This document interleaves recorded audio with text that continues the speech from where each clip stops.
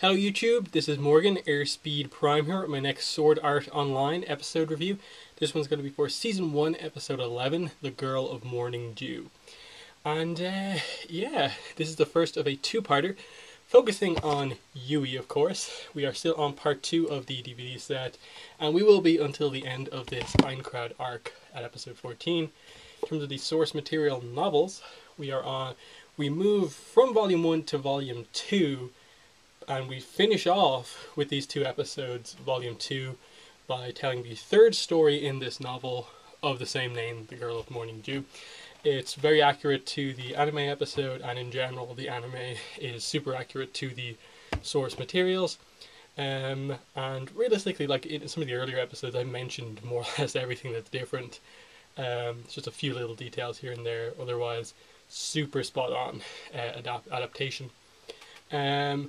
The first thing to say about this episode, I think, is just that, again, it highlights something I really like about this series, is that this series is not just one thing. It never just gets bogged down with just being an action show, or just being, say, a romance show, kind of like it's been the last couple of episodes.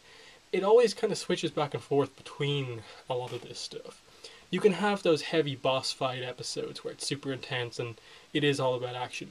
But they can also really slow it down a bit when they need to, like this episode, and just focus on the fact that Kirito and Asuna are just taking a break from the front lines and are just focusing on their relationship. And the kind of dramatic thing that happens is that they encounter this girl, and it creates this interesting dynamic in their relationship in that they're kind of forced into this situation where they have to be parents, and it creates this really interesting and completely unexpected, comes out of absolutely nowhere situation where these two, who've kind of just come together as a couple, they've got married in game, which, you know, I suppose you could probably equate that more to just becoming boyfriend and girlfriend in real life, and now they've kind of immediately come into the situation where they kind of have to take care of this girl and get their first experiences of being parents.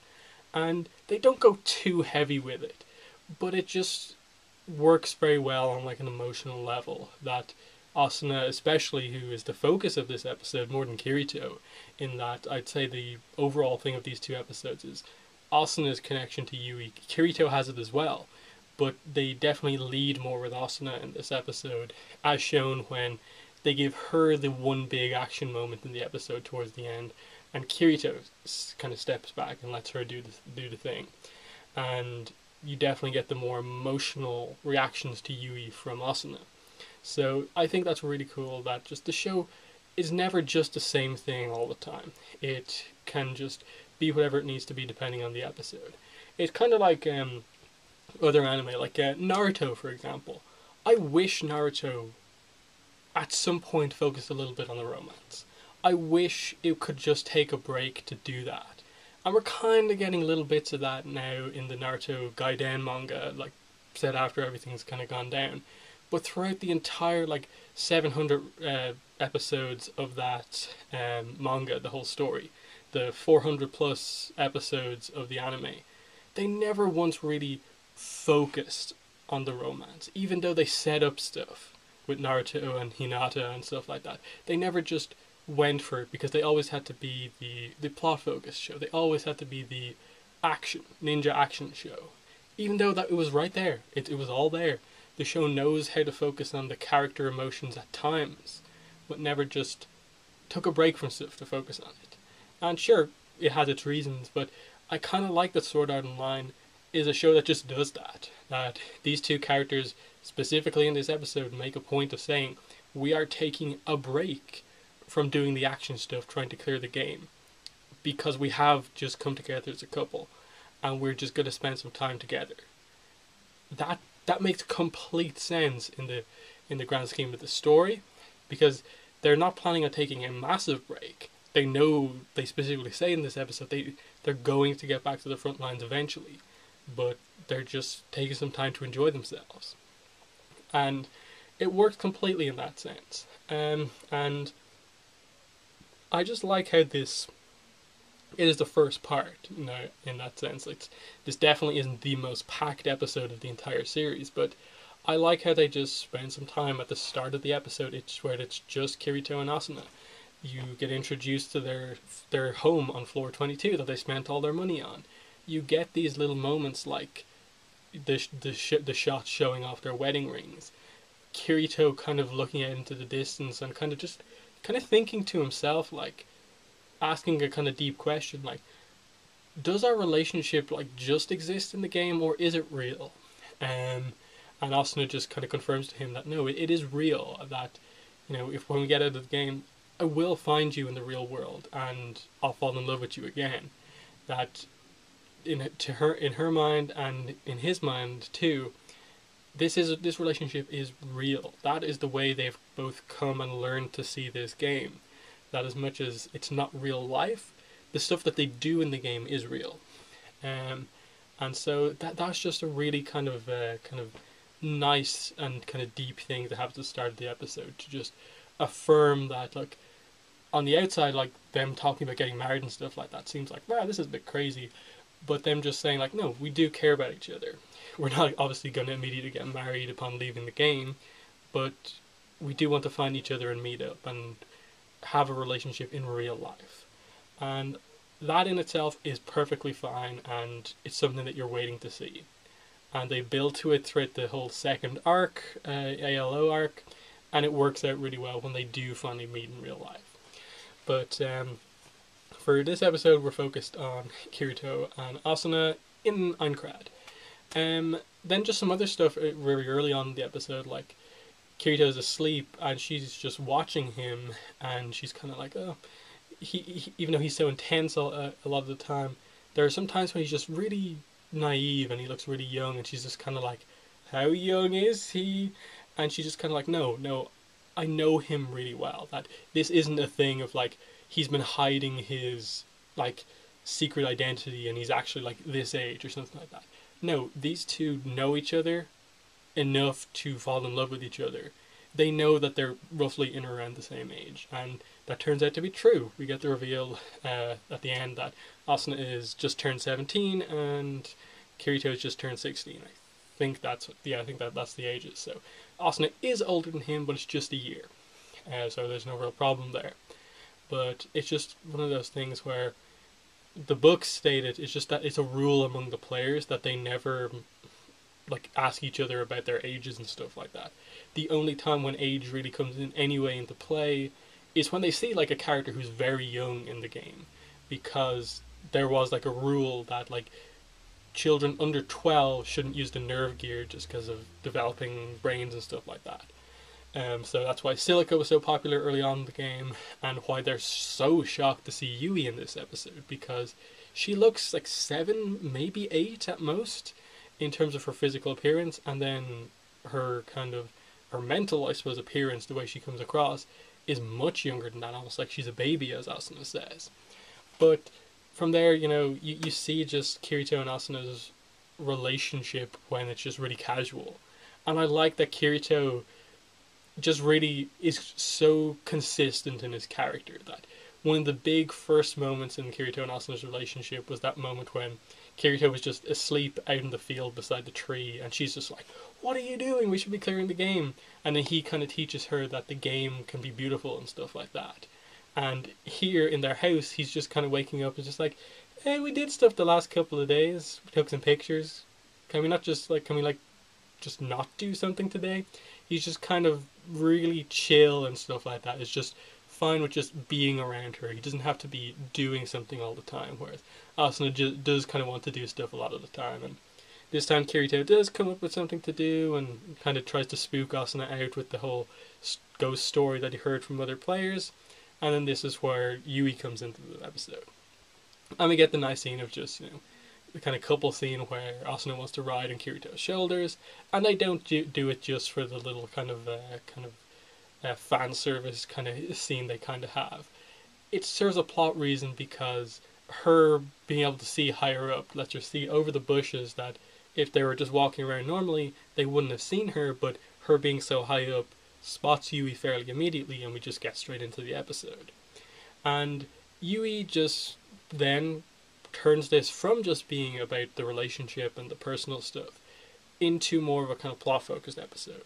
It is a little bit of mystery stuff going on with Yui, in that there are so many questions surrounding her, in that if she looks around 8 here, that would mean she would have to have been about 6 or something like that when she maybe went in to play the game, as they're thinking that she's a player, which is kind of absurd. Like, they've seen some young players, but never that young. So that straight away, that's a problem. Despite being 2 years into the game, she doesn't seem to have any good equipment. She doesn't have like a weapon on her or anything like that. She doesn't have a cursor. She has this weird amnesia thing that seemed to have happened to her, where despite her age looking around 7 or 8, she acts more like a kind of 3-year-old or a 4-year-old. So a lot of questions just being raised here, and just especially at the very end, that last scene where she kind of freaks out and makes the weird high-pitched sound and just starts talking very weirdly about like their hearts in the sky and stuff like that. You are asking the questions, and they don't really, until they actually tell you and kind of start to explain about how she's like an AI and part of the system, and it's related to the kind of behind the scenes stuff of the fact that Aincrad is a game, that you kind of realize what all this stuff was before. But they don't go crazy with hinting you and giving you hints as to what she is or who she is. And that works really well for, again, what is essentially a side story. It's not really related to the main arc of the show, defeating all the floors, getting out of the game. It inadvertently relates to that as kind of side story, a bit of character development for everyone. But the fact that this does give us some of that information, like I think this is the first time we get mentioned, like the cardinal system that runs the game in the next episode and stuff like that. So it is very important learning about AIs and what Yui actually was in this kind of mental health system in the game, basically to help players, that wasn't activated because of Kaiba turning into a game of death and what that did to her. And how that relates. But I'll get into that more in the next episode, because that's a pretty important part of the next episode.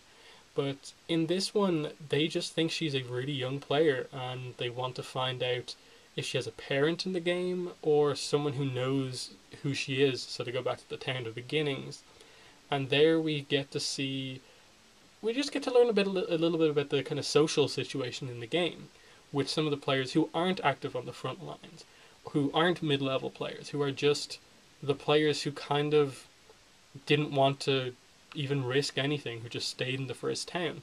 And we see this is where a lot of the young players are. They're being minded by some of the older players who decided to devote themselves in the game to helping the kids who were trapped in the game. They don't go into crazy depth on that you get a few little scenes in the next episode, and meeting Sasha here, I think her name is. But it's just some nice reveals about the world building of like some of these kind of more oddball things in the game. And then just seeing the way the soldiers, the army who basically run the first floor, the way they're acting. And again, we learn a lot in the next episode about how the reason the army is this way is because who's kind of up near the top? It's Kabao, everyone's favourite character from like episode 2, who nearly turned everyone against all the beaters. You could see the problems he's causing in the game. And just that, Kirito and Asuna are on the front lines trying to clear the game, yet they are some of the nicest players in the game. They care about people and stuff like that. So, I think I've basically covered everything I need to cover about this episode. It's just a really nice episode. I've used the word lovely a couple of times in the last few episodes, and I don't think I've ever used that in a review before, but that is kind of the way to describe this episode. That just is the case. Let me just show you guys something here. Obviously there's Sword Art Online Weiss Schwarz cards, and here, lovely girl Yui. Great card. And then there's their child Yui. It's just okay, you get the idea they're going for. That she's an important character to Kirito and Asuna. And that's one thing I suppose I should say here. Even after the next episode, we get a little bit of character development on Yui about who she is, where she came from, and why she is the way she is now. She fundamentally is never massively developed as a character. her main role is as this character who is important to Kirito and Asuna, and the two of them are important to her, and it's just that relationship, and that, basically the role that she plays in the game is as their in-game child, who they treat like a real child that they had together. And that in itself is very interesting, and again how she, especially in the second season and onwards, becomes this very important information type AI item almost in the game for them. But in terms of like having a character on the same level as Kirito and Asuna, because she does have a still fairly young mind, all things considering, you can't really go into much depth with her beyond just her role basically as their child. But all things considering, I think she is a really nice addition to the show. She comes back after the 2 episodes that she's introduced in, which I really appreciated, and I just like her as a character. Some people find her annoying, the voice and stuff like that, but I just like this idea that in terms of emotionally what she adds to Kirito and Asuna's relationship and what she means to them, it's very important. So I'm going to end the review there. Definitely in the comments let me know what your thoughts were on the episode and my review. But other than that, thanks for listening, watching, and bye.